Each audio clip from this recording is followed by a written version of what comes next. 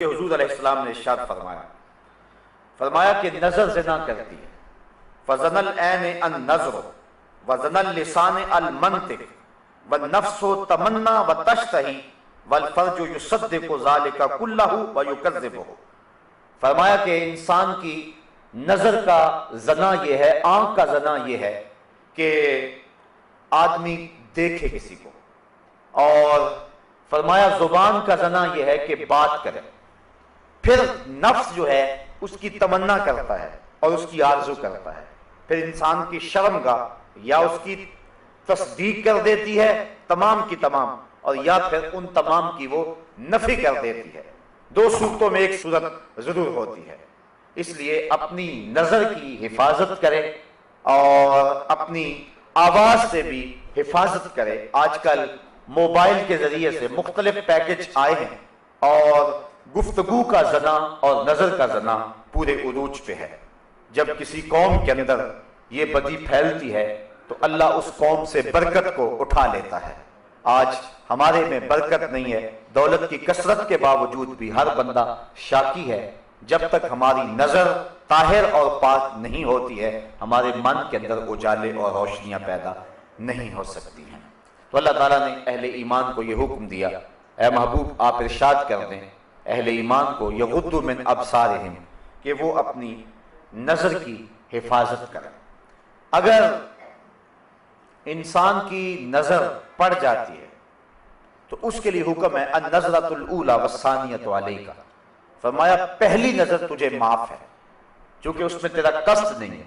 اگر اسی نظر کے تسلسل کو برقرار رکھتا ہے یا دوسری مرتبہ دیکھتا ہے تو فرمایا وہ تیرے اوپر وبال ہوگی۔ تو پہلی نظر کی معافی دی گئی، چونکہ اسلام جو ہے وہ دین فطرت ہے،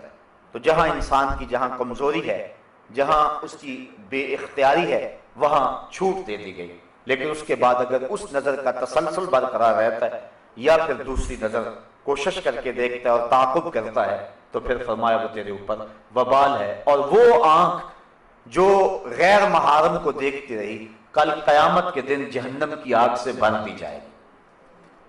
اور تین آنکھیں حضور نے فرمایا قیامت کے دن کوئی آنکھ نہیں ہوگی جو رو نہیں رہی ہوگی، صرف تین آنکھیں ہوں گی کہ جن میں آنسو نہیں ہوں گے اور جو نہیں رو رہی ہوں گی۔ ایک وہ نظر جو غیر محارم کی طرف دیکھنے سے بچی، دوسری وہ نظر جو اللہ جل شانہ کی راہ میں اس کے راستے کے اندر جاگتی رہی، پہرا دیتی رہی، سرحدوں کے اوپر محافظت کرتی رہی، اور تیسری وہ نظر وہ آنکھ کہ خوف خدا میں مکھی کے سر کے برابر اس سے آنسو نکل آئے۔ تو فرمایا یہ تین آنکھوں کے علاوہ باقی جتنی بھی آنکھیں ہیں وہ قیامت کے دن رو رہی ہوں گی۔ تو اپنی نظر کی حفاظت یہ بہت ضروری ہے، اور اللہ تعالیٰ نے قرآن مجید کے اندر یہاں خصوصیت کے ساتھ اس کا تذکرہ ارشاد فرمایا، وَيَحْفَظُوا فُرُوجَهُمْ ذَلِكَ أَزْكَىٰ لَهُمْ، اور اپنی شرمگاہ کی حفاظت کریں، یہ بہتر ہے ان کے لیے۔ ان اللہ خبیر بما یصنعون، بے شک اللہ ان کے کاموں کی خبر رکھتا ہے۔ یعنی اگر تم اپنی نظر کو محفوظ نہیں رکھ پاتے تو مت سمجھو کہ کسی نے دیکھا نہیں ہے، تمہارا رب دیکھ رہا ہے، اس کی نظر سے کوئی شے پوشیدہ نہیں ہے، ایک ایک چیز لکھی جا رہی ہے اور اس کا حساب کل تمہیں دینا پڑے گا۔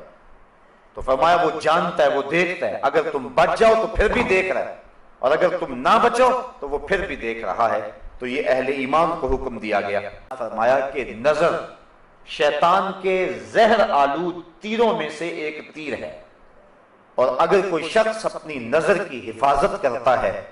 تو اللہ تعالیٰ جل شانہ اس کو عبادت کی لذت نصیب فرما دیتا ہے۔ اگر کسی شخص کی نظر پاک نہیں رہتی تو اس کو سجدوں کی لذت نصیب نہیں ہو سکتی ہے، اس کو قیام کا لطف نہیں مل سکتا، چاہے وہ سین حرم میں پڑھے یا مسجد نبوی میں پڑھے۔ اور جو شخص اپنی نظر کی حفاظت کر دیتا ہے اور اپنی نظر کو ناپاکی سے اور اپنی نظر کو بدی سے محفوظ رکھتا ہے، جب وہ سجدہ کرے گا تو سجدے کی لذت ملے گی، جب رکوع کرے گا تو رکوع کا لطف نصیب ہوگا، جب قیام کرے گا تو قیام کا مزہ نصیب ہوگا۔ عبادت اور ایمان کی ایک لذت ہوتی ہے جو ایک مومن کو نصیب ہوتی ہے، تو جو شخص اپنی نظر کی حفاظت کرے اللہ تعالیٰ اس کو عبادت کا سرور اور عبادت کی لذت نصیب فرما دیتا ہے۔ تو اہل ایمان کو اس بات کا حکم دیا گیا، بلکہ حضور نے اپنے عمل سے